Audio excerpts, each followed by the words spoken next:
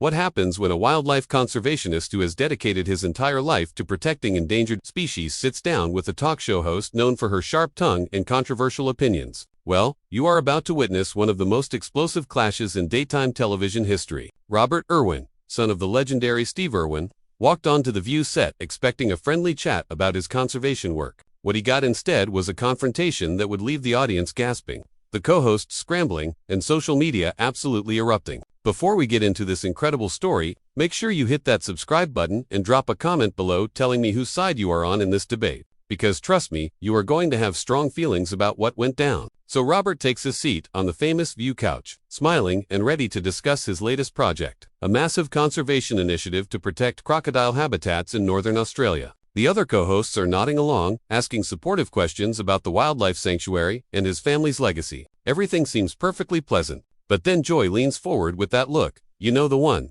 and says, "Robert, I have to ask you something that has been bothering me. You travel the world talking about saving animals, but isn't it all just a bit performative? I mean, your family has made millions from putting animals on television." The studio goes quiet. You can feel the tension immediately. Robert's smile fades just slightly, but he keeps his composure. "Joy, with all due respect, my family has never exploited animals for profit. Every dollar we have made has gone back into conservation efforts. We have saved thousands of acres of habitat and protected countless species from extinction." Joy waves her hand dismissively. "But you are still making money off of them, right? You are still the face of a brand that sells merchandise, that has TV deals. How is that different from a circus?" Now you can see Robert's jaw tighten. The other hosts look uncomfortable, glancing at each other like they know this is going somewhere they did not plan. Robert leans forward, his voice steady but firm. "A circus keeps animals in cages for entertainment. We rehabilitate injured wildlife. We educate millions of people about conservation, and we fight every single day against habitat destruction and poaching. If you cannot see the difference, then I question whether you have actually looked into what we do." Joy laughs, but it is not a friendly laugh. "Oh, I have looked into it. I have seen the TV shows, the photo ops with cute animals. It all looks very nice. But where is the real impact? Because from where I am sitting, it looks like you have built a career on your father's name." The audience gasps. One of the other co-hosts tries to jump in, saying something about how Robert has done incredible work in his own right. But Joy talks right over her. No, I want to hear his answer. "Robert, tell us, what have you personally accomplished that does not involve a camera crew?" Robert's face is red now, not from embarrassment, but from barely contained frustration. "You want to know what I have personally accomplished? I have worked with governments to pass legislation protecting endangered species. I have funded anti-poaching units in Africa. I have been bitten, stung, and nearly killed more times than I can count because I actually get my hands dirty doing this work. And yes, I use media as a tool because that is how you reach people. That is how you change minds and raise the funds needed to do this work on a massive scale." Joy smirks. "So you admit it is about the money. It is about using resources effectively." Robert shoots back, his voice rising slightly. "Do you know how much it costs to buy land for conservation? Do you know how much it costs to hire rangers, to build facilities, to rescue animals from illegal wildlife trade? We are talking millions of dollars. You cannot do this work by passing around a collection plate. You need major funding, and yes, that means building a brand that people trust and support." Joy leans back in her chair, clearly enjoying getting under his skin. "But here is what I do not understand. You say you care about animals, but you are constantly handling them, picking them up, moving them around for the camera. Is not that stressing them out? Is not that putting your need for content above their well-being?" Robert's eyes flash with genuine anger. "Now, every single animal interaction you see on our programs is done under strict ethical guidelines. We work with veterinarians, animal behaviorists, and wildlife experts. We never, and I mean never, put an animal in a situation that causes it harm or distress. The animals you see are either rescues being rehabilitated, educational ambassadors who are accustomed to human interaction, or wild animals being documented in their natural habitat with minimal interference. But you are still interfering." Joy presses. "You are still in their space, and if we were not in their space documenting their existence, people like you would not even know they are disappearing." Robert counters sharply. "You want to talk about interference? Let us talk about the real interference. Habitat destruction, climate change, illegal poaching. Those are the things killing animals by the thousands every single day. My family's work is about showing people what we stand to lose and giving them a reason to care enough to do something about it." Joy shakes her head. "I just think there is something troubling about making entertainment out of conservation. It feels exploitative." Robert stands up slightly in his seat, clearly done with playing nice. "You know what I find troubling, Joy? Sitting in an air-conditioned studio in New York City, criticizing people who are actually out in the field doing the hard work, while you have probably never spent a single day of your life in a wildlife reserve or seen firsthand what happens when a species goes extinct. The audience erupts in mixed reactions. Some people are clapping, others are gasping, and the co-hosts are trying to regain control of the situation. Joy's face goes from smug to shocked in about half a second. She clearly did not expect Robert to come back at her that hard. One of the other co-hosts tries to step in, saying they should take a breath and reset the conversation. But Joy is not having it. She sits up straighter, her voice getting sharper. "Excuse me, but I have been an advocate for plenty of causes. You do not get to come on this show and tell me I have not done anything meaningful." Robert does not back down an inch. "I am not saying you have not advocated for causes. I am saying you are sitting here attacking someone who has dedicated their entire existence to conservation work, and you are doing it from a position of complete comfort. You have never had to pull a snake hook out of your bag at 3 in the morning to rescue a python from a flooded area. You have never had to explain to a community why protecting a crocodile habitat matters more than developing it for profit. You have never held a dying animal in your hands and known that if you do not raise enough money, dozens more will die just like it." The studio is electric now. You can hear people murmuring, some nodding in agreement, others looking scandalized. Joy tries to laugh it off. "Well, we cannot all be crocodile hunters. Robert, my father was not a hunter, he was a conservationist." Robert snaps, and you can hear the emotion creeping into his voice now. "And using that term shows exactly how little you understand about what he stood for and what I stand for. Hunters kill for sport or trophy. We dedicate our lives to keeping animals alive. There is a massive difference, and the fact that you just used that word tells me everything I need to know about how seriously you have taken this conversation."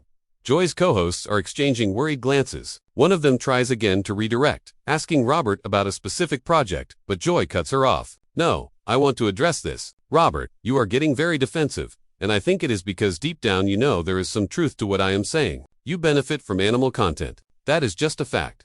Robert laughs, but it is a bitter sound. "You want to talk about benefiting from content? You are a talk show host. You make a living off of controversial opinions and stirring up drama. Should we question whether your advocacy is genuine, or are you just using social issues to boost ratings? Because that seems like a fair question if we are applying your logic." The audience goes wild. Some people are cheering, others are booing, and Joy's face is turning red now too. "That is completely different, and you know it." "How is it different?" Robert demands. "You use a platform to push messages. I use a platform to push messages. The difference is, my message is about saving species from extinction, and your message today seems to be about tearing down someone who is trying to do good work. So please, explain to me how that is different."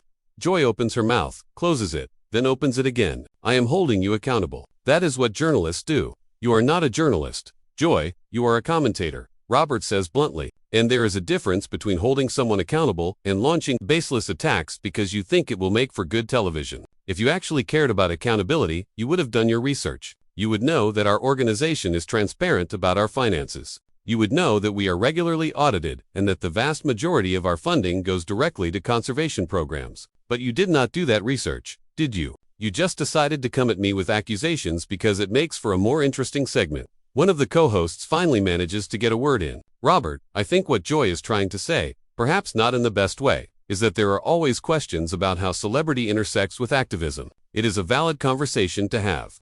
Robert turns to her, his tone softening slightly, because at least she is trying to be reasonable. "And it is a conversation I am happy to have when it is done in good faith. But what Joy has done here is not ask questions. She has made accusations. She has implied that my work is performative, that I am exploiting animals, that I am writing on my father's name. Those are not questions. Those are attacks, and they are attacks based on assumptions rather than facts."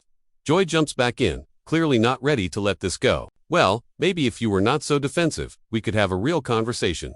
"I am not being defensive. I am defending my work," Robert fires back. "There is a difference. When someone comes at you with false narratives, you have every right to correct them, and that is all I am doing. You want to have a real conversation about the ethics of wildlife media. Fine, let us have it, but let us have it based on facts, not on your gut feeling that something seems exploitative when you have not actually examined what we do." Joy leans forward again, her voice dripping with sarcasm. "Okay, so educate me. Tell me why putting a crocodile on television is conservation."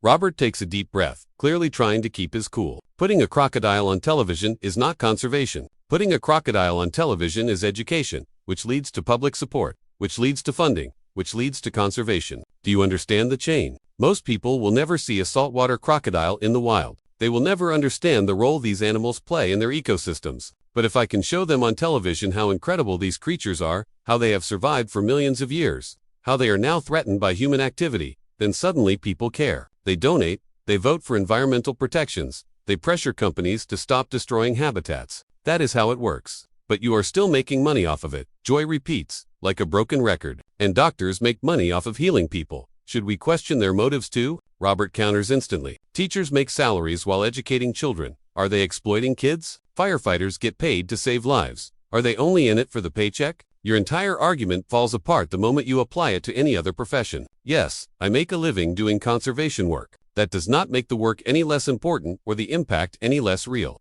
Joy shakes her head. It is not the same thing. It is exactly the same thing, Robert insists. You just do not want to admit that you came into this interview with a preconceived notion and now you are doubling down, instead of acknowledging that maybe, just maybe, you did not have all the facts. The tension in the studio is unreal at this point. The co-hosts look like they want to crawl under the table. The audience is completely divided, and Joy and Robert are locked in this intense stare-down. Joy finally breaks the silence, and her voice has an edge to it that was not there before. You know what, Robert? I think you are taking this way too personally. This is just a conversation.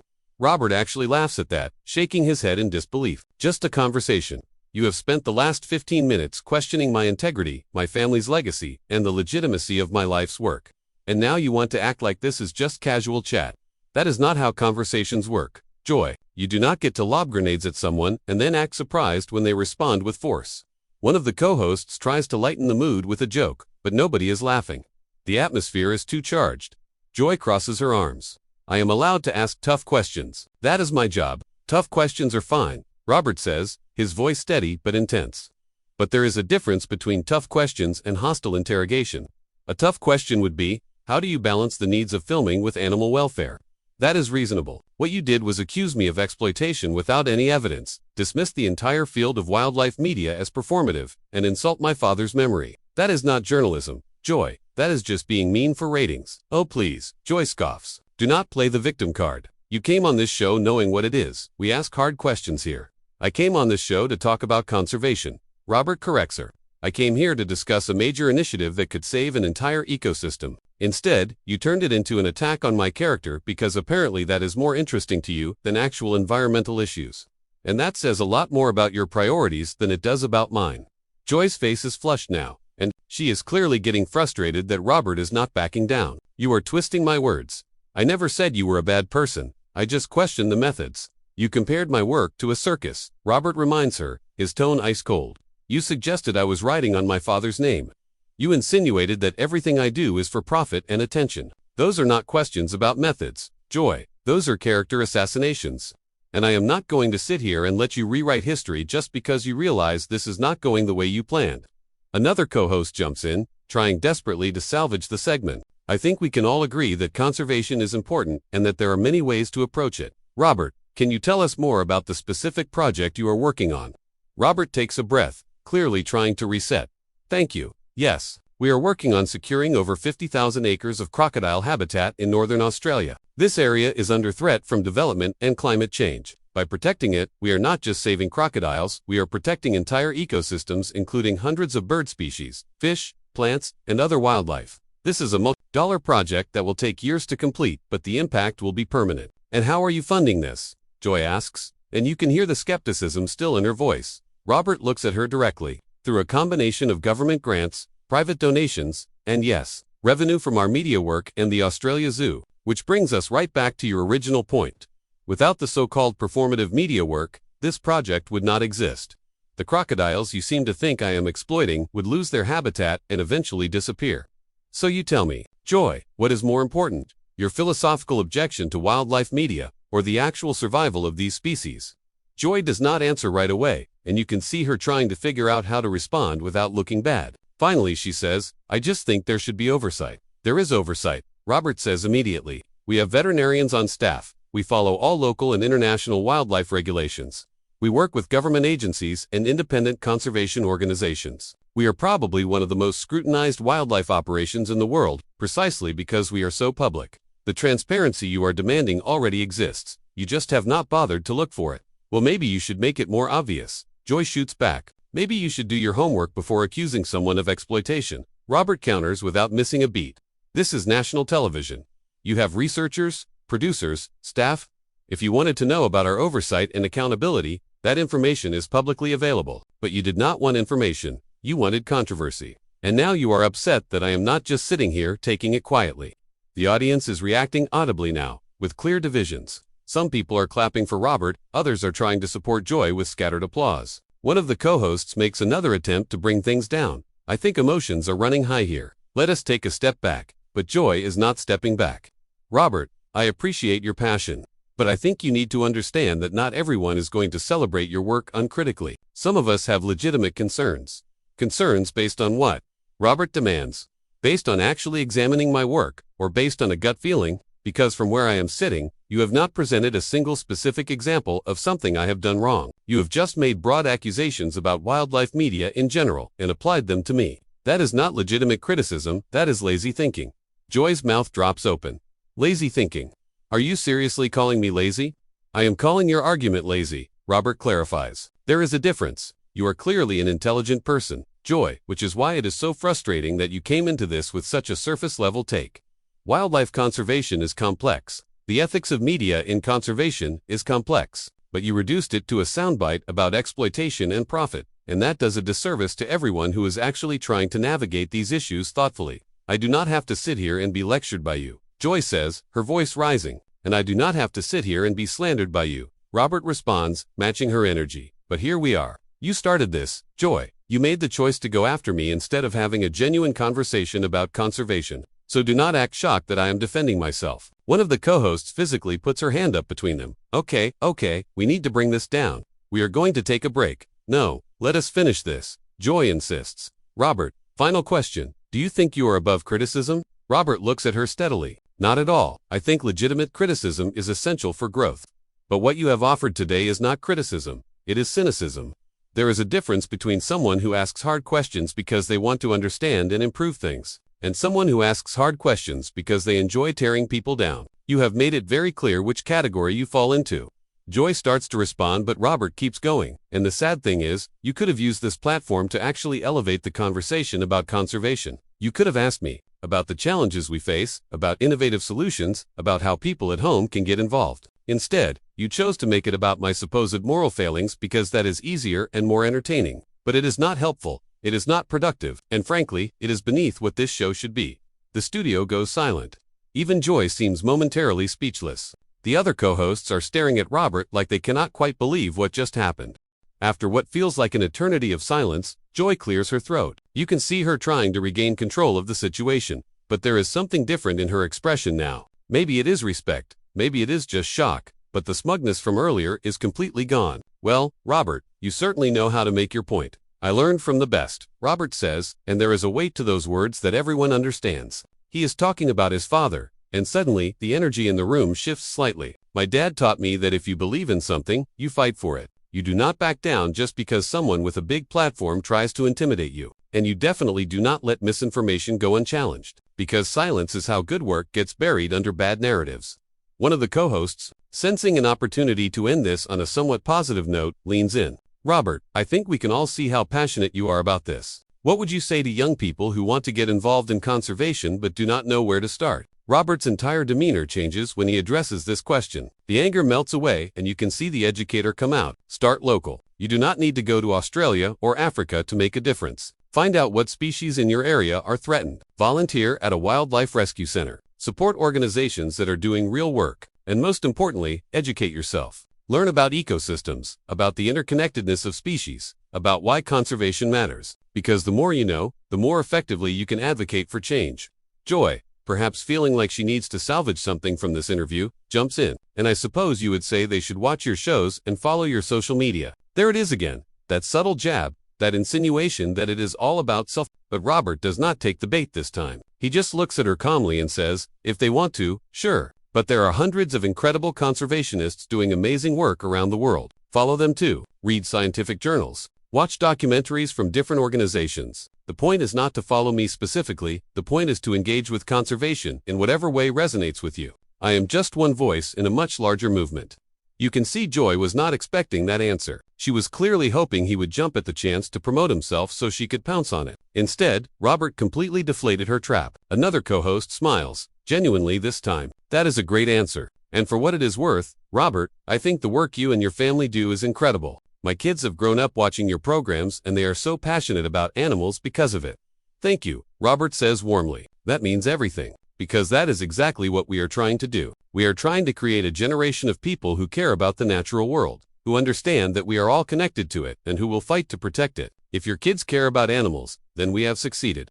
Joy shifts in her seat, and you can tell she is trying to figure out how to wrap this up without looking like she completely lost the exchange. Well, Robert, I think we can agree to disagree on some points. Robert tilts his head slightly. Can we though? Because I do not think we actually disagree on the fundamental issue. I think you care about animals. Joy, I think you care about ethics and accountability. We just have very different ideas about what those things look like in practice. And maybe that is okay. Maybe the conversation itself is valuable, even when it gets heated. It is a gracious out, and you can see Joy considering whether to take it. Finally, she nods. Fair enough. I appreciate you coming on and not just giving us the standard talking points. You certainly kept it interesting. That is one way to put it, Robert says with a slight smile, and there is a ripple of laughter through the audience. The tension breaks just a little bit. One of the co-hosts takes the opportunity to wrap things up. Robert Irwin, everyone, you can follow his conservation work and catch his programs on all the usual platforms. Thank you for being here. Robert stands, shakes hands with the co-hosts, and even offers his hand to Joy. She takes it,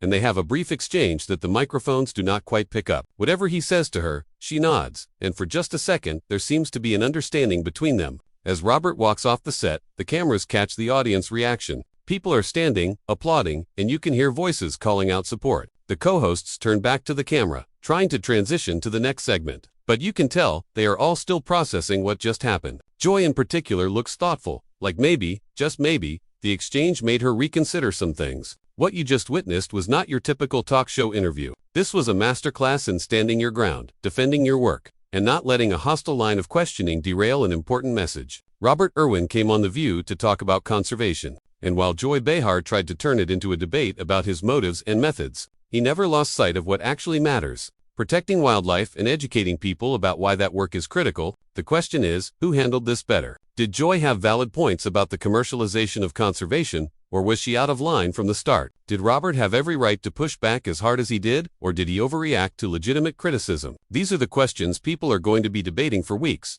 and honestly, that is probably a good thing, because whether you agree with how this conversation went down or not, it got people talking about conservation, about media ethics, about how we fund important work in the modern age. What is undeniable is that Robert Irwin proved he is not just coasting on his family name. He showed up, he defended his work with facts and passion, and he did not let anyone diminish the importance of what he does. Love him or hate him after watching this, you cannot say he is not committed. So here is what I want to know from you. Do you think Joy was right to question Robert's methods, or do you think she crossed the line? Make sure you hit that subscribe button and drop a comment below, letting me know. Do you think Robert Irwin was justified in how he responded? Or should he have handled Joy's questions differently? Let me know your thoughts, because this is a conversation worth continuing.